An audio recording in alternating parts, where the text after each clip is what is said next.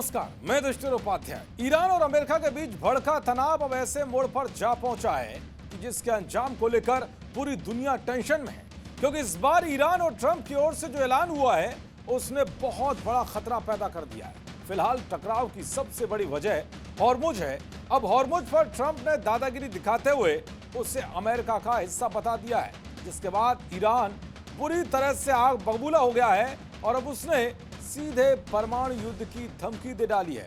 उधर अमेरिकी रणनीतिक बैठकों में परमाणु हथियारों के इस्तेमाल की चर्चा ने खलबली मचा दी है। ऐसे में सवाल यह है कि क्या अमेरिका ने ईरान पर न्यूक्लियर अटैक की तैयारी कर ली है।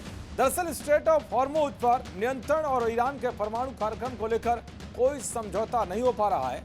अमेरिका दावा करता है कि उसने हॉर्मुज खोल रखा है और नौसैनिक नाकाबंदी जारी है।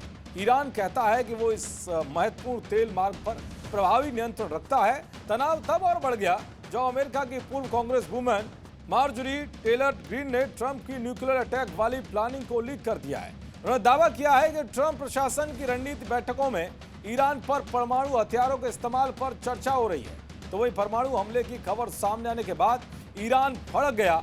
उसने अमेरिकी राष्ट्रपति को चेतावनी देते हुए कहा है कि अगर अमेरिका ने परमाणु हमला किया तो ईरान भी उसी स्तर के हथियार से पलटवार करेगा।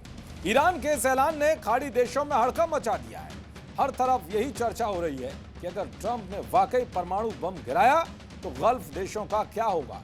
ईरानी संसद की राष्ट्रीय सुरक्षा और विदेश नीति समिति के सदस्य फदा हुसैन मालिकी ने कहा है कि ट्रंप की किसी भी गलत कदम को वे खारिज नहीं करते, लेकिन उन्हें नहीं लगता कि अमेरिका ऐसा हिम्मत करेगा, क्योंकि इससे पूरी दुनिया खतरनाक युद्ध में फंस सकती है। अगर ऐसा हमला होता है तो ईरान उसी हथियार और उसी स्तर से जवाब देगा।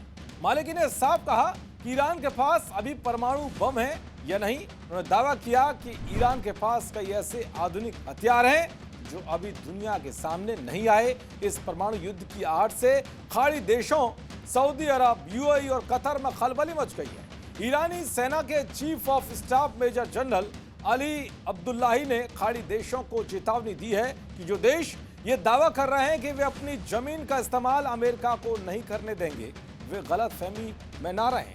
ईरान पहले ही साफ कर चुका है कि अगर किसी भी खाड़ी देश ने अमेरिकी सेना को जरा सी भी मदद या सुविधा दी तो उसे अमेरिका का साथी माना जाएगा और ईरानी मिसाइलों का रुख उन देशों की तरफ भी मोड़ दिया जाएगा। ऐसा पहले भी हो चुका है। जंग के शुरुआती दिनों में खाड़ी देशों में मौजूद युद्धपोतों से अमेरिका ने हमला किया था।